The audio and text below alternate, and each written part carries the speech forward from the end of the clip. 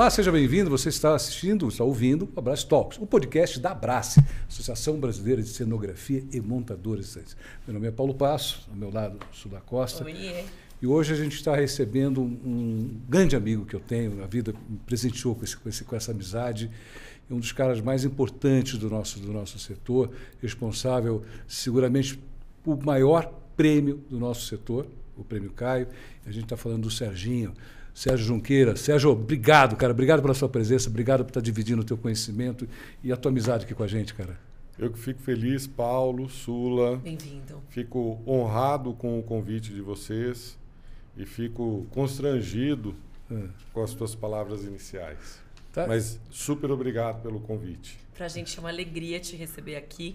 Mais uma pessoa, né, tão importante e que realmente faz parte do nosso ciclo, do nosso dia a dia. Bem-vindo. Paulo, e aí, quem é o Serginho? Vamos contar um pouquinho? Então, dele? Você sabe que eu conheço o Sérgio já, a gente já se conhece há algum tempo, e a gente tem por hábito, você que está nos ouvindo aí, está nos vendo, a gente pede o currículo da pessoa, do profissional que a gente vai estar entrevistando. Por quê? Porque o projeto do Abrace Talk, ele é o olhar, óbvio, do setor de eventos pela câmera, pela lente das empresas de cenografia, mas a gente não fala com o CNPJ, a gente está falando com o CPF. Porque o que são os CNPJs? Os CNPJs são construídos por CPF, por pessoas. Então são as pessoas que constroem todo esse nosso universo. Seja você um eletricista, seja você um arquiteto, seja você o dono da empresa, seja você o que você for. São as pessoas que constroem. E aí eu pedi o currículo dele, ele mandou para mim, eu descobri coisas suas, velho, que eu não imaginava, cara. Isso porque a gente já saiu algumas vezes para tomar cerveja, eu não sabia que você tinha algumas coisas aqui muito bacanas. Olha lá, eu tentei... fazer um resuminho. É difícil, difícil. Eu já descobri uma coisa aqui, o Serginho puxou o Serjão. Ah, é? Por quê? Porque o Sérgio, ele está em todos os lugares, é um cara que não para, a gente até brinca no setor com ele, fala, vamos tirar foto do Sérgio para onde veio editar. E eu vi que o Serginho aqui é a mesma coisa. Você puxou, você puxou teu pai mesmo, olha lá. Paulistano, né? Aí você é sul-matogrossense de coração, você contou pra gente. Você começou a trabalhar aos 15 anos no ramo imobiliário, olha só, imobiliário. Depois ele foi morar em Salvador. Eu estou resumindo aqui, tá? Fez faculdade de Direito, é isso que eu não sabia. Isso eu não conhecia de você, não sabia. Tu precisa tomar cuidado com as coisas que eu fiz Direito, eu vou para o inferno. Depois, paralelo a isso, eu fui trabalhar como jornalista, tá? Foi assessor de comunicação de prefeitura, fez marketing político, foi editor de revistas do setor. Depois, em 2003, ele vai para a Expo Editora, a empresa do grupo da tua família, né? E tem diversos braços de atuação, diversos produtos. Expo Editora, na época, hoje Grupo Conecta Eventos. Expo Editora. Né? E ali você tem a revista. Vamos lá, quais são os produtos de vocês hoje em dia? Revista Eventos, Portal Eventos, Prêmio Caio, Fórum Eventos, Silcôncio. Você sabe que a revista foi como pavilhão, como Venue, que fala hoje em dia, né? O termo é Venue. Eu acho que eu fui o primeiro anunciante teu como Venue, da época do ITM. Um dos primeiros. Sim. Dos primeiros. Foi um dos primeiros. Já prestigiando, Paulo. Aqui, das grandes Venues de São Paulo, o ITM foi o primeiro, não é nem anunciante, porque a revista, naquele momento, ela era uma semente. Não existia um projeto de como permuta aquele ali. Não, aquilo ali foi um apoio. Mais do que um anúncio, foi um apoio. Apoiar um projeto, acreditar num projeto. Então, o Paulo entrou lá na primeira edição, apoiando aquele projeto. Se a revista Eventos chegou na edição 100, esse ano, no ano passado, para o apoio de pessoas como o Paulo, que acreditaram naquele projeto há quase 30 anos atrás, gente. E que frutificou. Você não era nascida. Ainda não. Você não era nascida. Mas assim, na realidade eu lembro que eu estava à frente da gerência de eventos do ITM naquele momento, e o posicionamento que a gente estava querendo dar para o ITM era de líder em congressos. O target era esse, era congresso médico. Então eu queria virar líder de congresso médico de médio a grande porte. Eu não tinha outros espaços. E a revista lá para mim ela foi extremamente importante, porque ela falava naquele momento com o público que eu queria falar. Ela falava com o organizador, que eu queria falar com o organizador de congresso. Aquela empresinha, Soma Eventos, aquelas empresas que existiam naquele momento, e vocês chegavam nela. coisa que era a forma que eu tinha. Então, foi uma coisa extremamente importante para a gente. Deu resultado, viramos líder, inclusive, naquela época de congressos na área médica. Acho que é um setor que cresce junto, né, cara? Mas é onde a gente vê a visão do profissional, entendeu, Paulo? Sem querer jogar confete, mas já... Pode jogar que eu jogando, gosto. Mas é real. Porque quando você investe num projeto, por exemplo, uma edição número 1 de uma revista Eventos, voltada para o mercado corporativo de eventos, que não existia no Brasil na época, nenhuma publicação como essa. Você não está... É claro que você tem um objetivo comercial lá no final, ele tinha um objetivo comercial, mas quando você está investindo no número 1, você está apoiando. Porque aquele projeto ainda não existe, você não sabe se ele efetivamente vai dar retorno. Então, quando você acredita num projeto como esse, e são profissionais, eu olho para trás e quando eu vejo os primeiros anunciantes, a edição número 1 da revista Eventos, e você vê quem realmente faz diferença no mercado. E tem muita gente que está seguindo com vocês ainda? Sim, citei aqui o Paulo, foi o primeiro a acreditar no projeto Revista Eventos. O Antônio Dias, do Royal. O Royal estava nascendo naquele momento. Esse é um parceiraço. Que a potência que é hoje, hein, gente? O Royal Palma, o Antônio foi o primeiro também na área da hotelaria a acreditar no projeto Revista Eventos, acreditar no projeto Prêmio Caio. Que bárbaro. Então, quando fomos realizar a primeira edição, estava ali para poder apoiar, por isso que eu falei, é um apoio. Porque quando você faz um evento, ninguém sabe se ele vai frutificar ou não. Então, se ele frutificar, como graças a Deus nossos produtos frutificaram, você tem um retorno em cima disso. Se ele não frutificar, você apoiou e foi dinheiro a fundo perdido. Então, a visão de profissionais como a do Paulo, como a do Antônio, é importantíssimo para os nossos produtos, para a gente estar aqui onde a gente está hoje. A gente tem, fazendo um pouco de meia-culpa do setor, é meio Casa de Ferreira, espeto de pau, a gente precisa apoiar as nossas mídias. É verdade. A gente precisa delas. Então, a gente precisa apoiar nossas mídias, porque a gente precisa, elas dão um retorno para a gente. Então, eu convoco quem está assistindo a gente, você que é o empresário do setor de cenografia, você que é o empresário do setor de montagem, você que é o empresário do setor de eventos, que está nos assistindo, apoie nossas mídias, porque elas vão te dar retorno. Não é nem questão de apoio, invista, vamos dar o termo, invista nas nossas mídias, invista nos nossos veículos, porque seguramente eles vão dar muito retorno para a gente. Tá? Então, e hoje... Hashtag vale a dica, hein? E hoje, foi bom você colocar isso, a gente está vivendo um momento hoje de muita confusão na questão do noticioso. Quando você pega as mídias sociais, todo mundo virou jornalista. Todo mundo coloca notícia. E é onde entra um veículo, a importância de um veículo. Perfeito. Porque o veículo... você diz, né? Exato. Você citou a minha formação como advogado.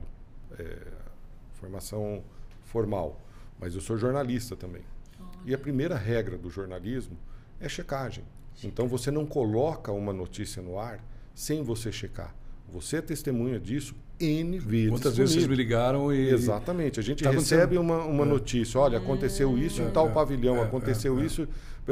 É real? Segura. Aconteceu? Quem é? Quem que é o responsável por isso? Você nem dizer quantas vezes aconteceu então, isso. Então, quando um leitor da revista Eventos ou do portal Eventos recebe uma notícia nos nossos meios de comunicação, aquilo ali é real, aquilo ali foi checado. Se é uma denúncia, por exemplo, você tem lá o fato e você tem o outro lado, que é importantíssimo. Hoje, por exemplo, você só vê o fato acontecendo. E explode nas redes sociais, acaba com a credibilidade de uma empresa, acaba com a credibilidade de um profissional ou de uma pessoa. Então, você checar, você ouvir. Então, eu acho que o trabalho da imprensa, num momento como esse que a gente está vivendo, ele nunca foi mais importante. A era do imediatismo. Concordo 1000% com você. Acaba uma empresa, acaba a vida de uma pessoa. Né? Se a gente não, de fato, for a fundo. Assim, nós temos N casos que já aconteceram no passado e que estão acontecendo agora, de você ver reputações sendo destruídas por desinformação. Entendi. Porque quando você erra, você tem que pagar pelo seu erro. Sim. Agora, o problema é a desinformação. E, ao mesmo tempo, você vê... a gente está na era do golpe, por exemplo. Nossa, bom, eu acho que eu abri uma conta no Carandiru todo dia, porque todo dia ligação. Fiquei muito chateada. O que você vê, por exemplo, estou colocando na nossa área, é importante disso tudo para a nossa área. Você pega hoje, por exemplo, shows. Eu estava assistindo outro dia no Instagram, eu quase caí num golpe. Tá vendo? É que eu sou, justamente pela minha formação, eu fui atrás. Exatamente. Então, por exemplo, estavam divulgando, não vou falar nem o nome para não gerar mais, mas é um cantor internacional, uma coisa muito bem feita nas redes sociais. Gente, que medo. E vendendo que nem água. E o cara nem está fazendo turnê em 2025, não é nem no Brasil. Ele não está fazendo em lugar nenhum. Entendeu? Então, o papel da imprensa, num momento como esse, de tanta desinformação, ele é muito relevante. Então, eu reitero essa história. Invistam na nossa imprensa, que é a nossa imprensa especializada, porque dá retorno. Eu sou testemunha do retorno que acaba dando. Sérgio, eu acho que a gente podia começar, na verdade, voltando um pouquinho. Vamos trabalhar, porque até agora a gente está falando outras coisas. Agora foi, tá vendo? Bate-papo, a gente até se perde, né, Paulo? Serginho, eu fiquei sabendo aqui que até o Paulo citou que você começou aos 15 anos no ramo imobiliário, numa empresa familiar? Isso. O Paulo colocou ali que eu sou paulistano e sou mato-grossense de coração. Meu pai, na década de 70, por questões pessoais, na época da ditadura, etc., meu pai sai de São Paulo e vai para Mato Grosso do Sul. Tá. E ali, meu pai, que sempre foi ligado a artes, minha mãe é atriz, etc. Quando meu pai chega no Mato Grosso do Sul não tinha espaço para isso. E meu pai monta uma imobiliária, uma empresa no ramo imobiliário. E, assim, desde cedo, eu sempre fui um admirador do trabalho do meu pai. Desde molequinho. Eu lembro, assim... eu via meu pai trabalhando com a papelada na imobiliária com 10, 9 anos de idade. Eu ia lá e imitava, pegava talão de depósito, fingia que era cheque, ficava lá, montava meu escritório igual ele. E assim que eu tive a primeira oportunidade, fui trabalhar com ele. Então, eu tinha mais ou menos uns 14 para 15 anos. Hoje em dia, as pessoas nem sabem o que é isso, mas eu comecei como office boy. Fui trabalhar, me apresentei lá no primeiro dia para poder trabalhar para o meu pai. Achei que ele ia me colocar na sala dele, junto com ele.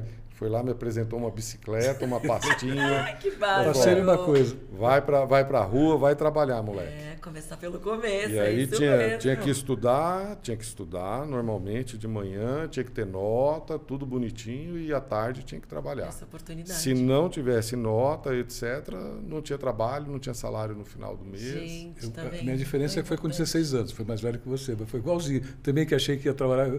Eu cheguei até em gravata. Aí o papai foi fazendo aqui, ainda falou, meu. Falei, pai, mas você trabalha com terra-gravata? Ele falou, eu sou diretor. Meia hora depois estava descarregando o caminhão. É isso. Eu estou quase nesse momento. E o meu pai é uma pessoa, Paulo, assim, eu tenho uma admiração enorme pelo meu pai, pela cabeça do meu pai, pela forma dele de pensar. Meu pai entrou no ramo imobiliário por uma questão de oportunidade. Não era a área dele. Meu pai é uma pessoa, quem conhece ele sabe, meu pai é um artista. Entendeu?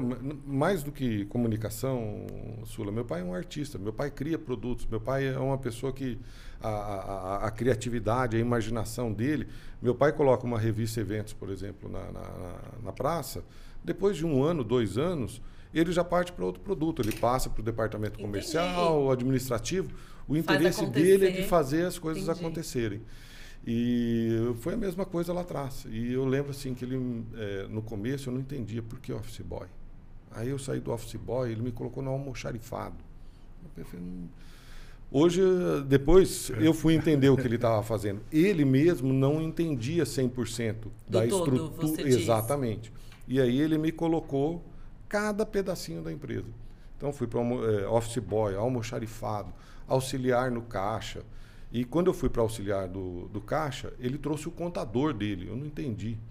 Entendeu? Sabe aquelas coisas que era muito imaturo? Eu falei, nossa, mas ele está trazendo o contador para poder me vigiar? Não, ele trouxe o contador para poder me ensinar. Entendeu? Então, eu não aprendi com um financeiro, eu aprendi com um contador como é que se tocava o caixa daquela empresa, como é que se verificava tudo que... E com isso, mais ou menos... com 16 anos, 16 para 17 anos, ele me emancipou, porque eu comecei a me interessar pela parte comercial da empresa, etc. Ele falou, ok, só que eu não estou aqui, eu não tenho pai rico, você também não tem pai rico. Então, você quer se arriscar, você vai colocar o teu nome na reta. E foi lá, me emancipou, e aí eu já comecei a trabalhar na parte comercial da empresa, sempre. Tá vendo? Sempre complementando, né? Eu acho que foi isso. Você ganhou de novo, você foi antes. Meu pai me emancipou com 18. Você foi com 16 anos. A gente tem uma historinha parecida. É uma linha você tem uma paixão pelo teu pai, a gente já conversou algumas vezes, tanto quanto eu tenho pelo meu. Sim. Uma das coisas que a gente se dá bem, a paixão que a gente tem pelos nossos pais, etc. Tal. E um dos problemas que a gente não conseguiu achar uma solução até hoje é como homenagear o Sérgio. Não dá para dar um prêmio CAI para ele. O Sérgio Pai, Sérgio Pai. Tá falando. Sérgio Pai. Não, nem ele. Não é ético. Você tem uma questão ali. Como é que a gente consegue fazer isso? A gente está quebrando. Alguém tiver alguma ideia, passa mensagem para mim. Passa para o Serginho, entendeu? Que a gente quer fazer alguma coisa, mas não conta para ele. Para ele se organizar. Mas não conta para ele, não. Assim, eu entendo isso que você está falando, é uma realidade. E você vê, teu pai era um cara que é um dos pioneiros do mercado. Sim. A minha preocupação é a chateação que você tem hoje, entendeu, Paulo? Meu pai está aqui, eu sei tudo que meu pai fez, só que o que seria o ponto alto da carreira dele, quem faz somos nós, que é o Prêmio Caio. Então, eu entregar para ele o Prêmio Caio não... E, ao mesmo tempo, eu vejo, por exemplo, seu pai... Mas é o presidente da Academia Brasileira de Eventos e Turismo, que é uma homenagem em vida que você faz. Então, todos aqueles acadêmicos, 40 acadêmicos estão lá, estavam falando isso há pouco, é uma forma de você homenagear, porque são pessoas que construíram na sua história, deixaram um legado, tem um legado.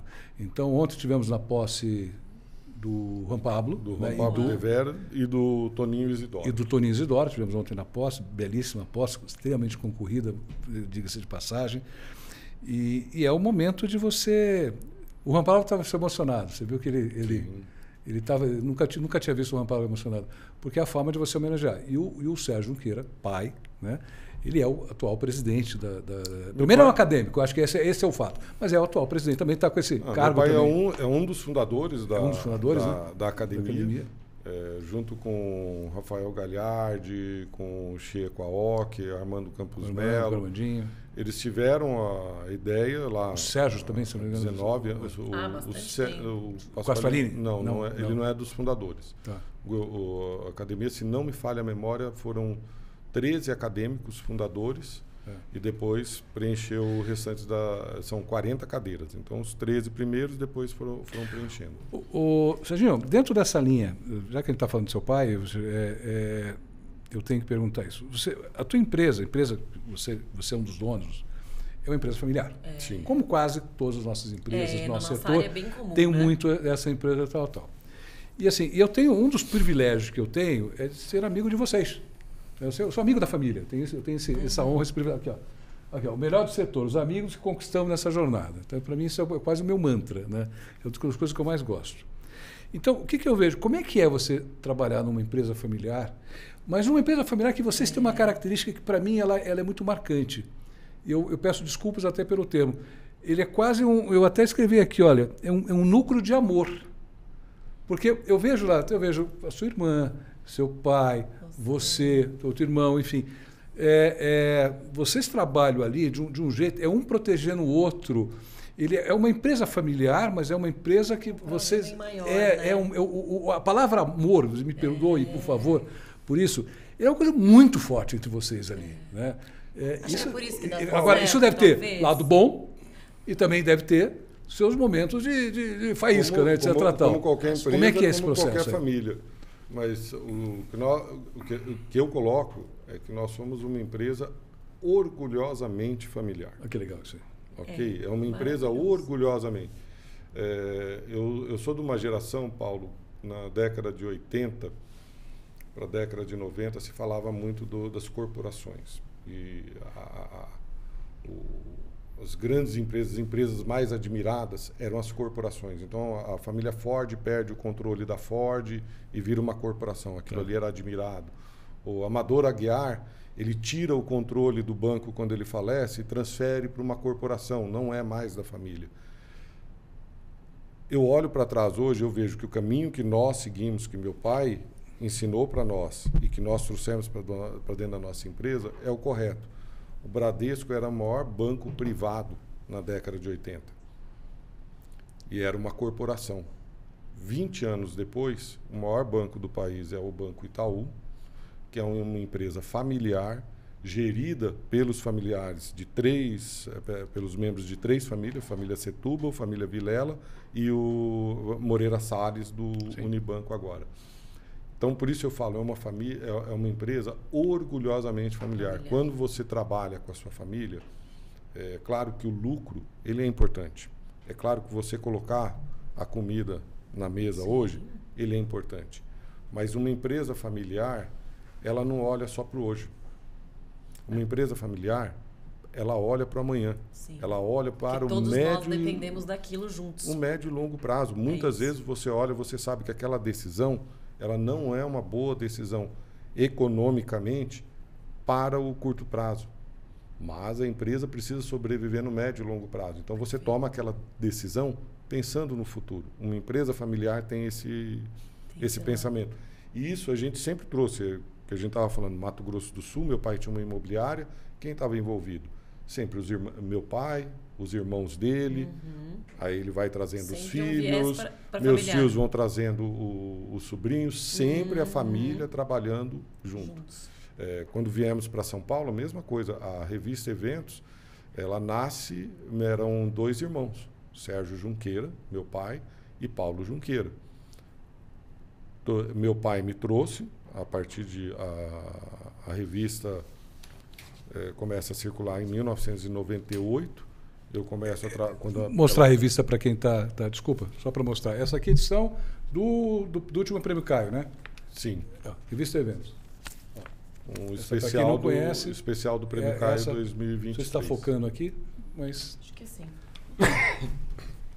Então, meu pai, a partir do momento que o projeto Revista Eventos e Correlatos começa a dar certo, que é o embrião da Expo Editora, depois do Grupo Conecta Eventos, meu pai me traz para dentro da empresa para poder ajudar na administração.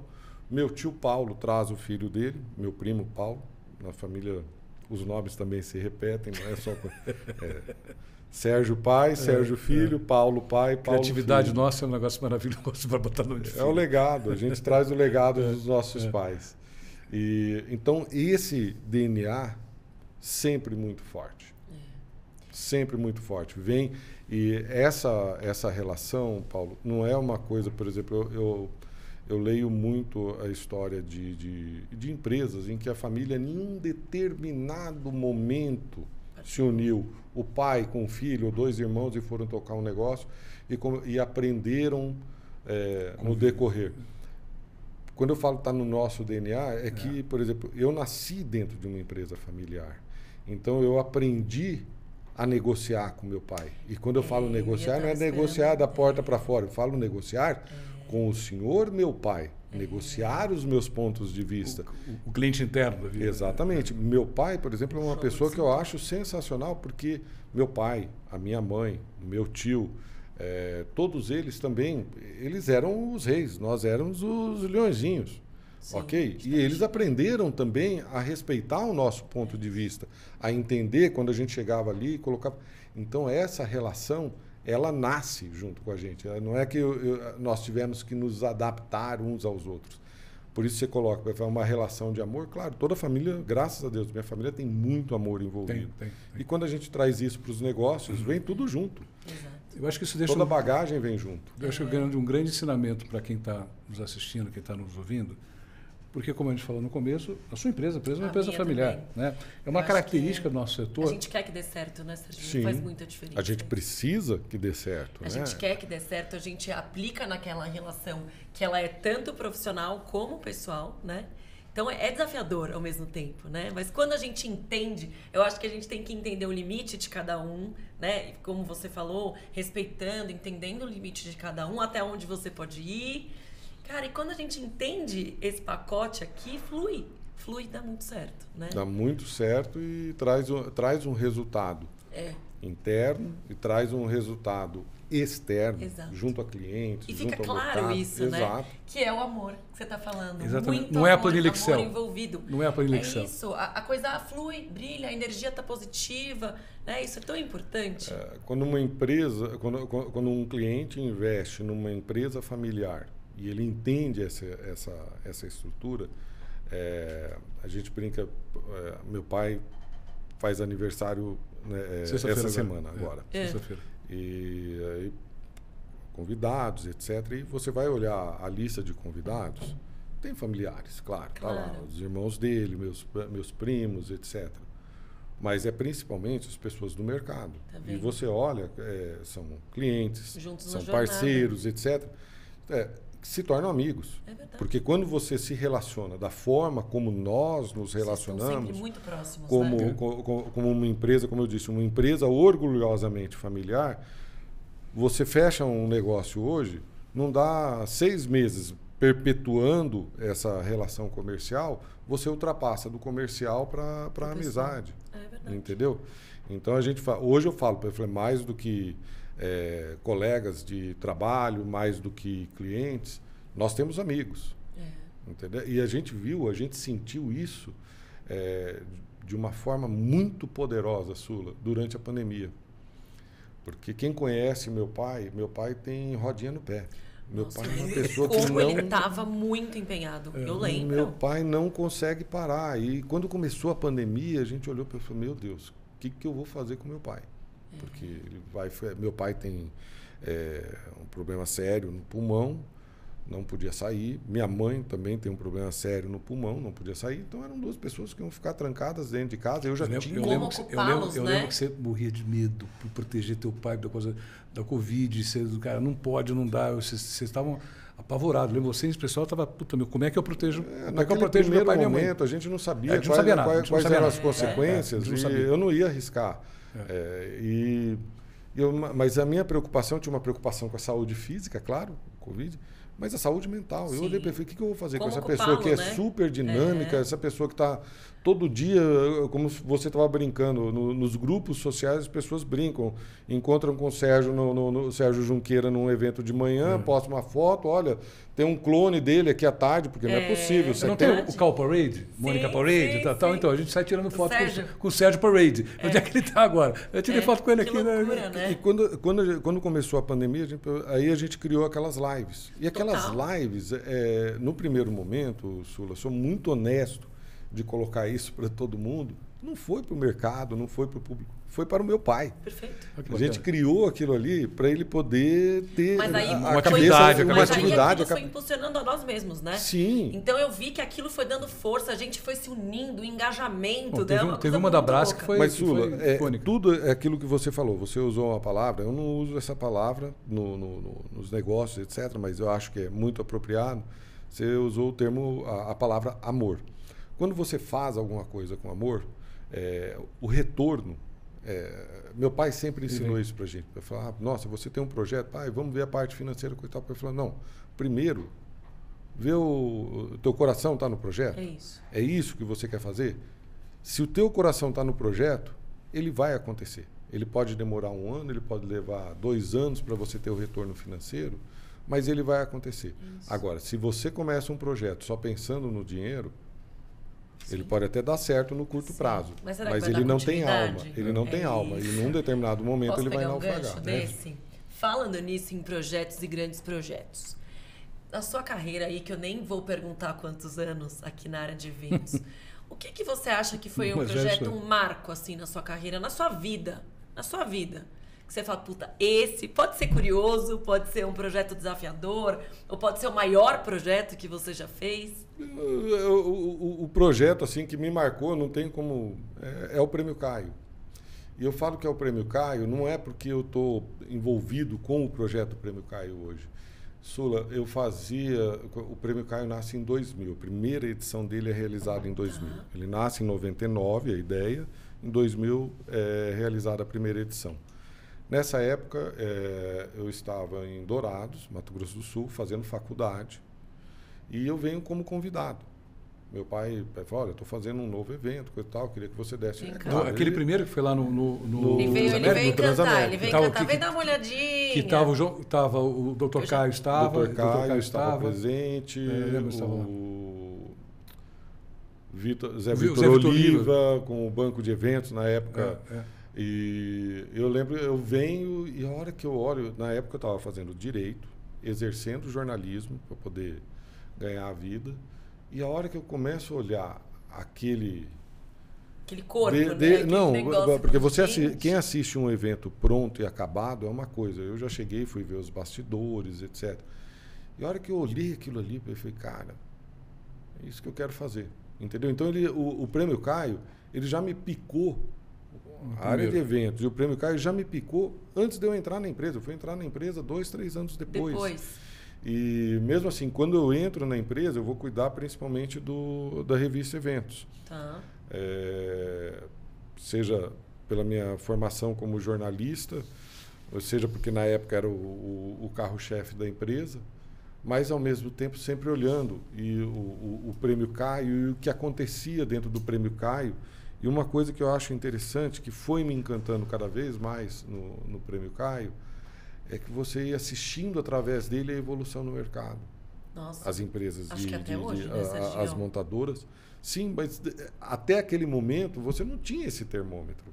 Entendeu? Ou quando é colocar isso para fora. Exatamente. Diz, né? Então, de repente, você começa a ver, por exemplo, as montadoras, as agências, o próprio cliente, a formatação dos eventos e aquela evolução.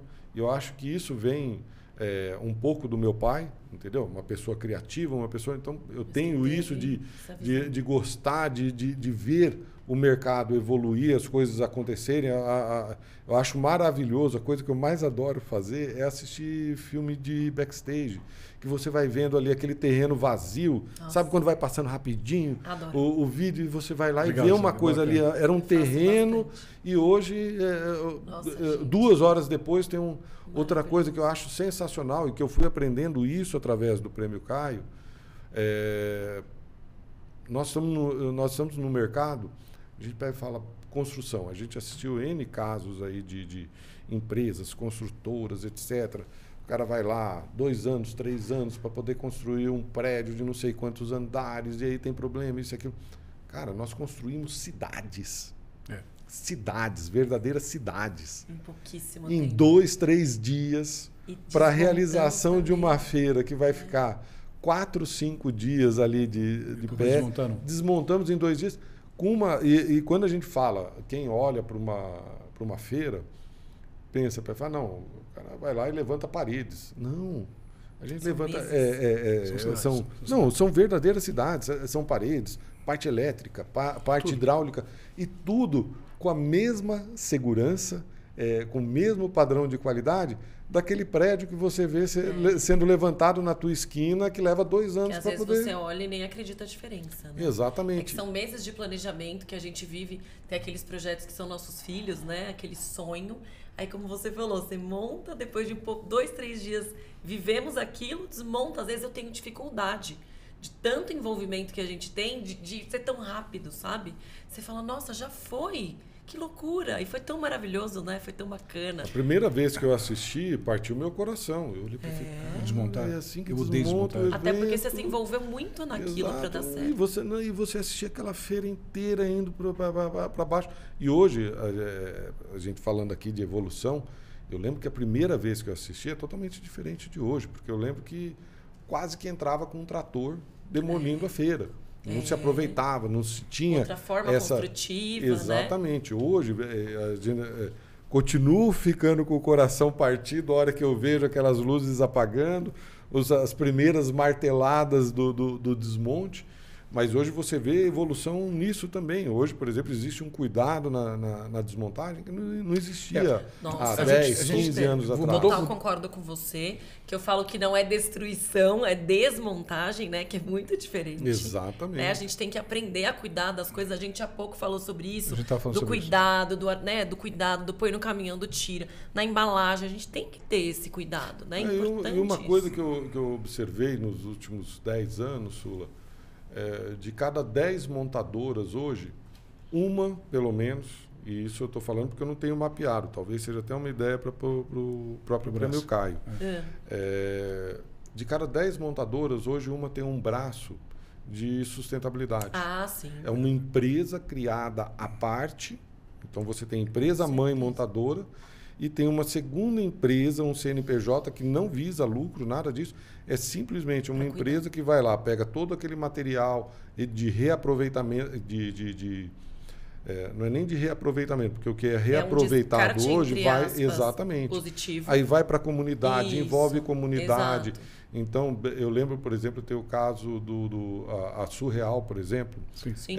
é pioneira nisso. Então, ele vai lá, pega todo aquele descarte, transforma em brindes, leva para comunidades, traz a comunidade para poder fazer. Você tem até cenografia, tem um projeto muito super voltado importante. Isso também. Essas duas empresas, por exemplo, elas têm um selo de sustentabilidade. O descarte correto de tudo. A Brás criou um selo de sustentabilidade com o Daniel, né? A Bueno Cenografia, a arquitetura cenográfica também tem um projeto, o Puff Puff, sim. Então, isso é uma evolução que a gente vai vendendo no mercado. Isto é, não é só uma preocupação, começa com uma preocupação ambiental, econômica. Então, vamos fazer a desmontagem da forma correta, o cliente começa a exigir isso também, etc. E ela evolui, a gente fala hoje ESG, a gente nem fala mais na sustentabilidade. Exatamente, ESG, o ponto que eu estou porque são 3 pilares. Você tem o ambiental, você tem o econômico, porque esse processo ele tem que ser sustentável do ponto de vista econômico, e você tem o social. Sim. E o social é você olhar para as pessoas. A gente estava falando aqui, empresa familiar, agora a gente está falando a questão do olhar das empresas, das montadoras, por exemplo, para a questão social.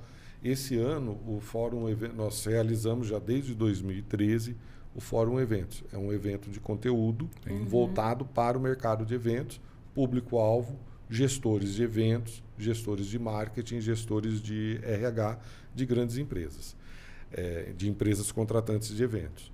E esse ano, qual que é o tema que a gente está começando a trabalhar? O evento vai ser em maio. Humanização. Então, a gente está trabalhando a inteligência artificial, acho que ainda é o grande do momento. Fato do momento. A gente precisa entender, está cada vez mais no nosso mercado, no nosso dia a dia. Então, a gente precisa entender o que é a inteligência artificial, como utilizar ela de uma forma positiva, como se proteger dela de uma forma positiva também.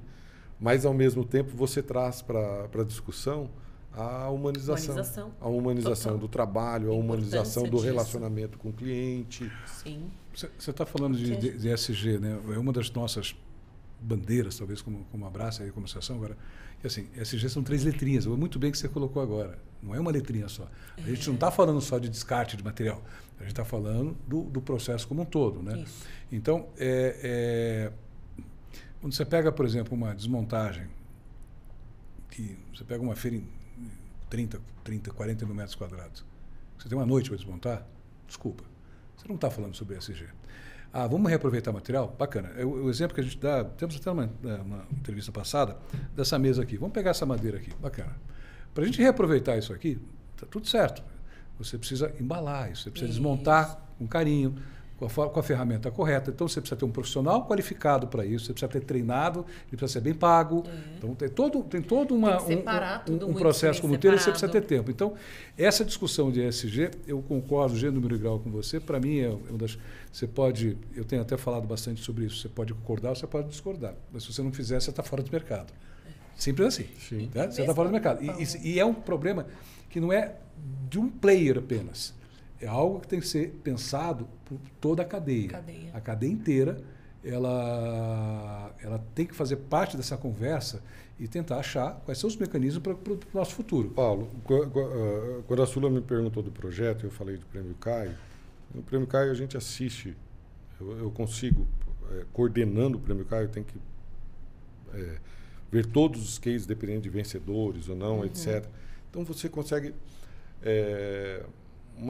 Uma evolução que eu vi, a gente estava colocando aqui a questão do ESG para as montadoras. Isso começa,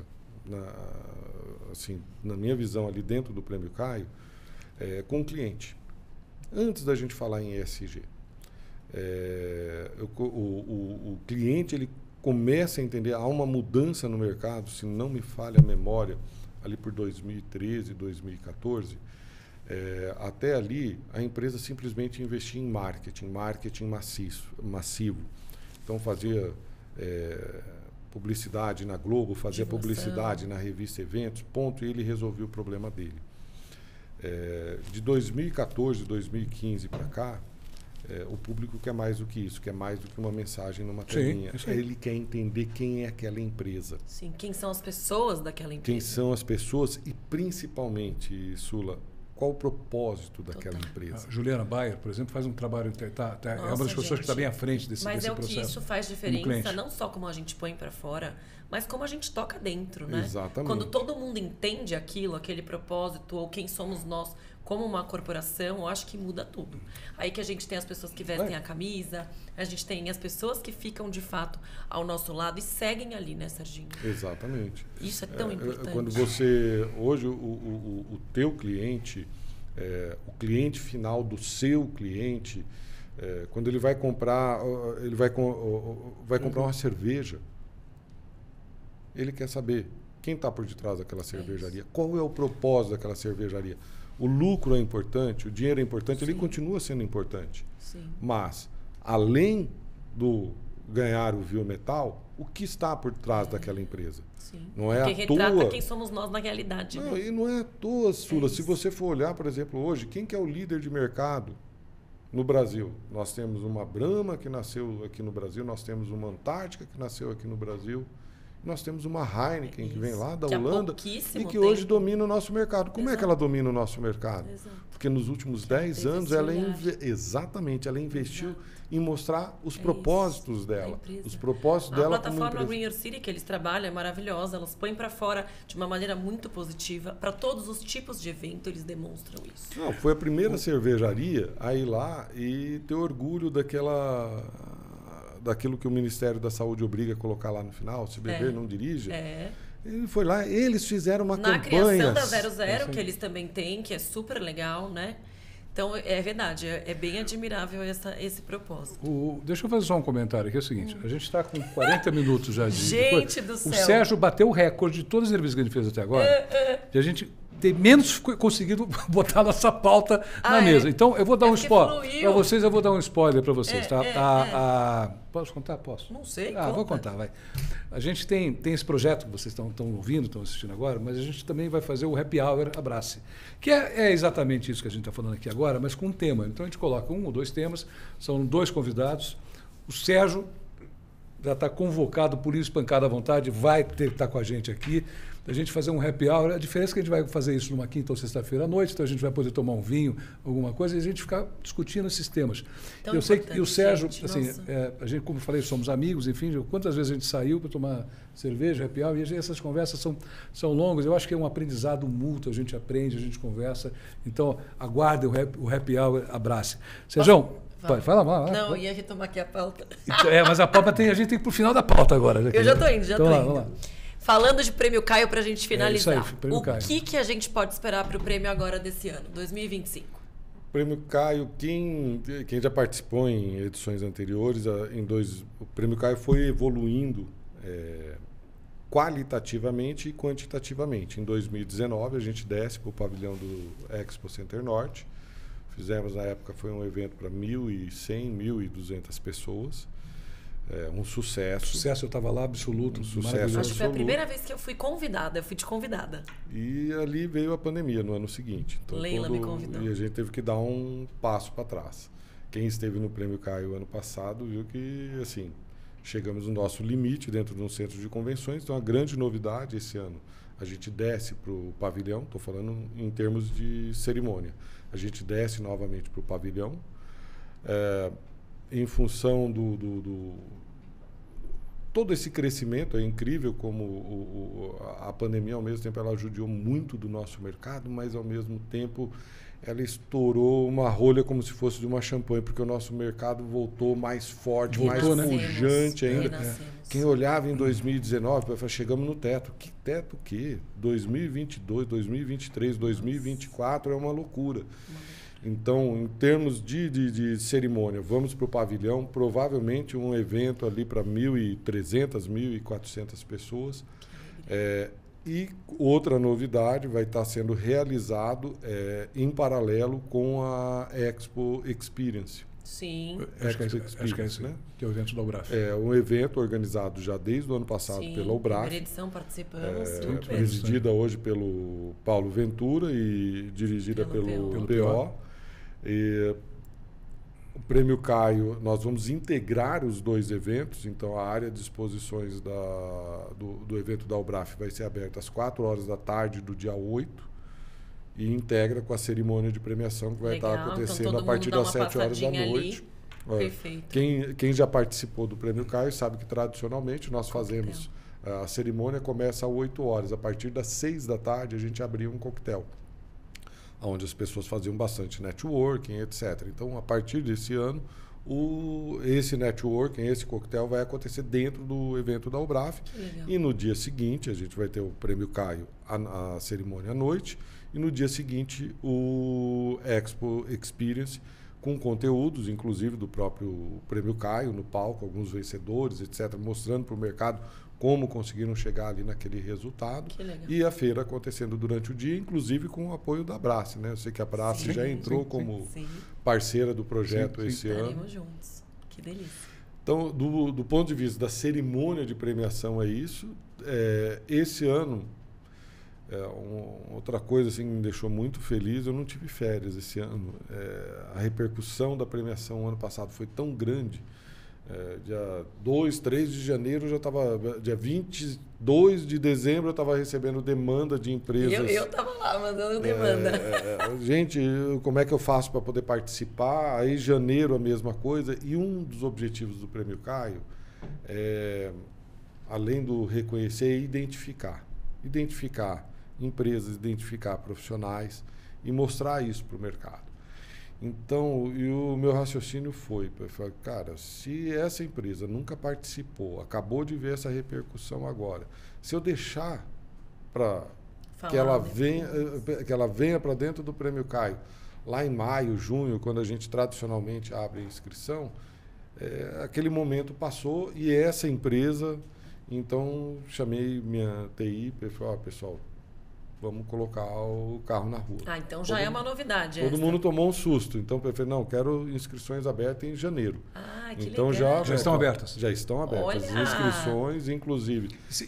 Desculpa, eu vou pedir ajuda aqui para o meu pessoal da técnica da Dengo, depois da Dengo Filmes, para colocar os dados embaixo lá. Se o cara é uma pessoa que está nos assistindo, que nunca participou, quer participar, participe, por favor. O que ele precisa fazer? www.premiocaio.com.br. Ali ele vai encontrar todas as informações, espero que de uma forma didática, regulamento, categorias, pacotes de inscrições, etc. Todo o processo de participação é online. Então, um dos diferenciais que a gente implementou no Prêmio Caio lá em 2005 foi de trazer todo o processo, tanto de inscrição quanto de construção dos trabalhos, para dentro de uma plataforma digital. E por que eu falo que isso é um diferencial? Porque até ali, como em várias outras premiações que acontecem até hoje, os cases eram físicos. Entendi. Você tinha que apresentar uma prancha, uma defesa física. E é claro que tudo aquilo que é físico, ele acaba sendo envelopado. Então, se você tem mais recursos, você envelopa de uma forma. Se você tem menos recursos, a mesma coisa na hora de você, a quantidade de projetos que você vai colocar. Às vezes você tem 10, 15 projetos maravilhosos, mas como é que você coloca isso? Como você põe para fora, como você conta a sua história, economicamente. Então, quando a gente traz a premiação para o ambiente digital, o nosso objetivo principal foi o quê? Foi igualar o pequeno, o médio e o grande. Tanto do ponto de vista financeiro quanto em termos de infraestrutura. Então, todo o processo de participação no Prêmio Caio hoje, ele é online. Construção dos trabalhos, a igualdade de apresentação dos trabalhos. Importantíssimo. Até para o julgamento, meio imparcial, entre aspas, de fato, levando os cases em consideração. Eu tenho orgulho de alguns resultados, Sula, que são bem bem cristalinos desse processo que a gente colocou, e a gente vê o sucesso desses critérios. Nós temos, por exemplo, uma categoria no Prêmio Caio, evento artístico. E, tradicionalmente, participava dessa categoria a Rede Globo. E a gente conhece, primeiro, o perfil econômico da Rede Globo, mas principalmente o perfil de excelência. É uma empresa que foi criada com... Exatamente. Padrão Boni. Se não me falha a memória, 2017 ou 2018, quando saiu o resultado dessa categoria, eu me assustei do ponto de vista muito positivo, fiquei muito feliz. Porque quando eu olhei, a Globo levou prata. Mas o importante é quem levou o ouro. Quem levou o ouro foi uma empresa lá de Maringá, que fazia um evento regional, para uma empresa regional, não era nem para uma multinacional. E então, quando eu vi com muita excelência. Com muita excelência. Dedicação. Então, quando eu vi aquele resultado, eu olhei para ele e falei, o processo, os critérios que a gente adotou estão refletidos. Esse resultado reflete isso. Uma empresa pequena, de uma cidade pequena, com um cliente pequeno, competindo com uma empresa com uma mega estrutura, com muita criatividade, com muita competência, e o pequeno levou o ouro. É o Davi contra o... Não, e assim, eu sou jurado, tá? Eu tenho o privilégio de ser jurado. Eu sou dirigente de uma associação, de uma entidade das empresas de cenografia e montadoras. Não cai nenhuma. Para mim vai cair hotel, vai cair... Ou seja, você tem essa preocupação da seriedade do processo e do projeto, que dá os resultados que acabam tendo resultado com isso aí. Serginho, algumas pessoas, só colocar uma observação aqui, foi importante você falar isso. Muitas pessoas entram e olham a relação de jurados do Prêmio Caio e falam, nossa, mas a Sula... É jurada. É jurada. E ela é concorrente, é vencedora. Mas para outro lado. Primeiro, um dos critérios do Prêmio Caio, a gente aprendeu isso com outras premiações, principalmente premiações internacionais. O Oscar, o Cannes. Quem melhor para poder avaliar quem são os melhores do que aqueles que já foram considerados os melhores no passado, os vencedores das edições passadas. Entendi. Então, cada vencedor do Prêmio Caio, cada empresa vencedora do Prêmio Caio, anualmente, ele indica um representante para o Conselho dos Jurados, com uma ressalva. Essas empresas, esses representantes, eles não podem ultrapassar a 30% do júri. Perfeito. Então, 70% são gestores de eventos, gestores de marketing do mercado, os contratantes de eventos, 30% são ex-vencedores e profissionais do mercado. E mesmo assim, quando nós montamos o julgamento do Prêmio Caio, nós dividimos as categorias em grupo. Então, como o Paulo exemplificou aqui, se a Sula está como jurada, ela não vai entrar de maneira alguma na área de montagem, na área de cenografia. Então, ela vai julgar sustentabilidade, ela vai julgar hotelaria, centro de convenções, no meu caso, que é centro de convenções, outras histórias. Serginho, eu estou preocupado com o nosso horário, deixa eu te fazer uma pergunta agora. Agora eu vou voltar para o lado pessoal, saindo um pouco do Prêmio Caio, se você me permitir. Por último, parabéns pelo Prêmio Caio. Vocês têm uma coisa que é muito bacana. Você dirige uma atividade, que é o Prêmio Caio, que ela tem impacto maior do que o teu braço. Com quantas pessoas ganham o Prêmio Caio no total? Concorrem no total. Qual é esse universo? Quantas empresas? 2.000 empresas? O ano passado, entre hotéis e em torno de 1.500 Então vamos lá. Você está falando o seguinte, o que vocês fazem tem reflexo em todo o mercado brasileiro do setor de eventos. Com absoluta certeza. Pessoa jurídica e pessoa física. Eu sou. Você sabe o orgulho que eu tenho de ter, por 4 vezes, ter ganho lá a personalidade do ano. Pessoas entram na minha casa, acho que ninguém aguenta mais, porque está lá grandão lá, quando entra na minha casa, está lá. Aliás, #variadica, se eu concorrer de novo, votem em mim, por favor, esse final do ano de novo. Meu Deus. Por favor, vai. Eu tenho muito orgulho disso. Então, como seguramente todo mundo que está ali. Então, o trabalho de vocês tem impacto maior do que apenas o núcleo familiar teu, com você como dirigente. Eu acho que ano a ano a gente inspira muito mais pessoas e empresas. Sabe? E aí eu vou te falar exatamente isso. Conselho. Cara, vamos lá. Se você tivesse... Você está falando com alguém que está começando na área. Você tem uma história já, a gente falou um pouco da tua história. ele é forte, você tem uma história rica. Mas você está falando com o menina que está começando agora no setor de eventos, independente da área dela. E ela vai virar para o Serginho, dá um conselho. Que conselho você daria para essa pessoa? Nossa, é tão difícil a gente olhar para o outro e... Eu vou te falar o que eu falaria para mim, no caso é 3 vezes, mas vamos ver o teu caso. O que você falaria? Paulo, para mim assim, é capacitação, cara. Se capacita. Capacitação. Boa. Excelente, excelente. Hoje eu estava conversando com uma empresa na área de montagem e, assim, já foi vencedora do Prêmio Caio e tal, e estava meio... Eu falei, vocês são associados da Abrace? Não. Eu falei, não estou entendendo por que você está cheio de dúvidas. Então, eu acho capacitação, você entrar, por exemplo, se agregar ao mercado, o associativismo, como você colocou, você agregar ao mercado. Então, vai participar dos eventos, mas principalmente vai estudar. Isso. Vai estudar. Investir em você. Exatamente. Hoje você tem, dentro do nosso mercado, você tem a Abrace, por exemplo, trabalhando a questão da profissionalização da empresa, do profissional. Você tem a Academia Brasileira de Eventos, hoje está sendo presidida pelo meu pai, mas é um projeto de médio e longo prazo do mercado. Sim. Tem uma certificação profissional, uma certificação, a primeira certificação brasileira para profissionais de eventos. Além dos conteúdos que você encontra de outras entidades, de outras empresas, mas acho que o principal é isso. Uma das coisas que nós mais nos orgulhamos quando aconteceu a pandemia e vieram as paralisações, etc., e que nós fomos fazer um balanço de quem nós éramos. Foi a primeira vez que nós, como mercado, a gente entendeu o quanto nós éramos profissionais, o quanto nós realizávamos as coisas com profissionalismo. E como que isso acontece? Conhecimento. Então, não adianta vir para o mercado achando que vai se aventurar, vai abrir um CNPJ, vai montar um standzinho ali e aqui. Acabou. Não. Capacitação, vai estudar, vai aprender, vai entender a história do Paulo, vai entender a história da Sula, vai entender a história da Núcleo. Entre para a Abrace, as entidades, vai para a ABOC, se você é um organizador de eventos, para poder entender como funciona o teu mercado, contribuir para o seu mercado.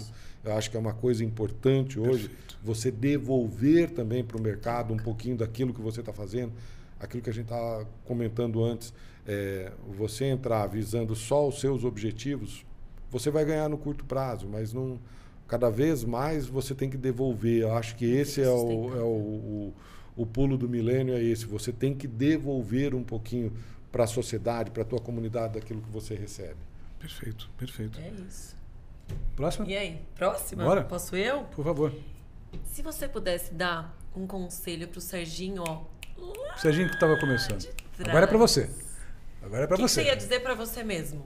Use mais finasterida, para você não ficar careca.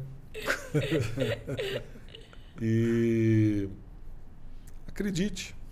Assim, Sula, é tão difícil falar isso de mim para mim. Eu sou uma pessoa tão realizada. Quando eu mandei para o Paulo o meu perfil, e eu fui olhando assim, claro que tem muitas decisões que foram tomadas com a cabeça, mas principalmente, por exemplo, tem uma passagem que eu coloquei ali e é real. Quando eu fui fazer o vestibular de Direito, eu fiz na USP e fiz lá no Mato Grosso do Sul. Tinha acabado de conhecer uma morena, me apaixonei, pensei, vou fazer o vestibular aqui. Minha família não sabe disso. Tu vai saber agora. Não conto. Sérgio, eu passei na USP e passei lá. Eu escondi de todo mundo o resultado da USP. Porque você queria se manter lá. Porque sempre com o coração. Quando você toma... É claro que o racional tem que participar também, mas por isso que eu falo, é muito difícil dar um conselho para o Sérgio lá de trás, porque o Sérgio lá de trás é o Sérgio de hoje sempre...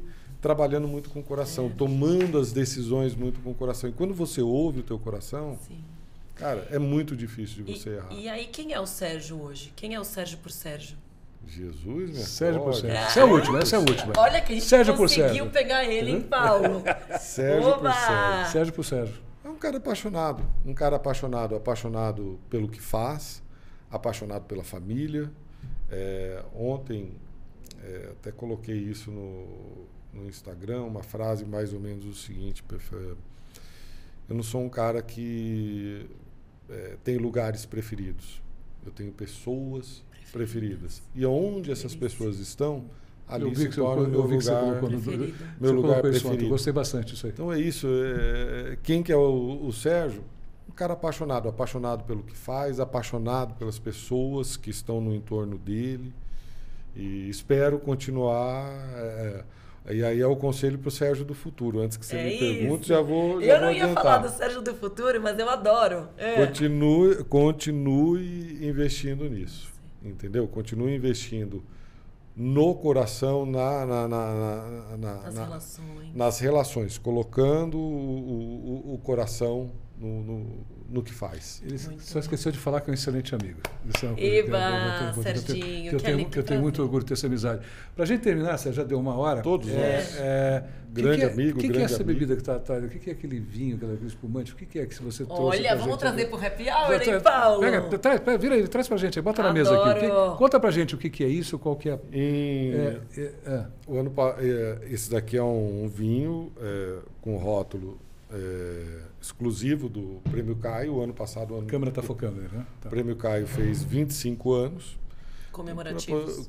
Para poder celebrar esses 25 anos, nós fizemos uma parceria com a Lídio Carraro, que é uma das principais vinícolas do Rio Grande do Sul, do Brasil, para poder fazer uma safra exclusiva. Nós fizemos 3 rótulos, só está faltando aqui o tinto. Tá. Um de branco, um de tinto e um espumante. Exclusivos para os 25 anos do Prêmio Caio. A Lídio Carraro, só como uma referência do que a gente quis entregar para os nossos amigos que participam da premiação, a Lídio Carraro foi a vinícola oficial da Rio 2014, foi a vinícola oficial das Olimpíadas do Rio. Ninguém sabe. Então, eu sou fã do vinho deles, mas principalmente a gente quis dar um presente. Eu acho que legal. Não existe forma. Esse é meu, melhor. viu, pessoal? Para mim, patrocínio do Happy Hour do Talks. Esse é meu. E um presente que fosse representativo de uma mudança que a gente viu de uma das mudanças que a gente viu no mercado. Até você fazer. Quando eu começo em 2013 no nosso mercado, ele era muito quadrado. Era você entregar um cartão de visita aqui, um portfólio no stand ali e acabou. E hoje não. Hoje você fazer isso daí, você está fadado ao fracasso. Hoje, experiências visuais, experiências degustativas. Delícia. Então, e a gente acho que a gente conseguiu representar um pouquinho. Então, é um presente hoje. Estou trazendo para a Sula, para o Paulo. Olha, que delícia, Paulo. Precisa chamar ele toda semana. Sérgio, obrigado, muito querido. Muito obrigada, foi ótimo. O tempo passou de novo, assim, nem metade, hein, Paulo? Quando é agradável, bom, a gente vai voltar no Happy Hour, por favor, está convidado para o Happy Hour. Eu que agradeço, Casa de Ferreiro, Espeta de Pau. Então, eu sou acostumado a entrevistar. Hoje fui entrevistado. Mas foi facilitado, porque estou aqui com 2 amigos, 2 pessoas que eu adoro, que eu respeito, que eu admiro. Que bom, né, Paulo? Gostoso, né? Aqui, Sérgio, você conhece a Calçada da Fama? A gente tem aqui a Caneca da Fama. A Caneca da Fama. Então eu vou pedir que você faça uma assinatura em algum lugar aqui que você achar e assine pra gente aqui nessa canequinha nossa aqui, por favor. Para ficar para sempre, né, Paulo? Isso aí. Vai ser só a nossa lembrança. Você vai ganhar óbvio, você vai ganhar uma canequinha. Para fazer a nossa propaganda. Isso aí, entendeu? E obrigado por você ter vindo aqui, cara. Muito obrigada. Parabéns pelo trabalho que você faz, parabéns pelo trabalho Eba! Isso, bacana, velhão. Parabéns por tudo isso. E olha, para vocês que estão nos assistindo até agora, muito obrigado por ter nos honrado. Toda terça-feira tem um episódio novo no Abraço Talks, tá? Pelo YouTube ou pelo Spotify, tá? Super obrigado. Um beijo grande. Muito obrigada. Até a terça. A próxima, Eva. Tchau.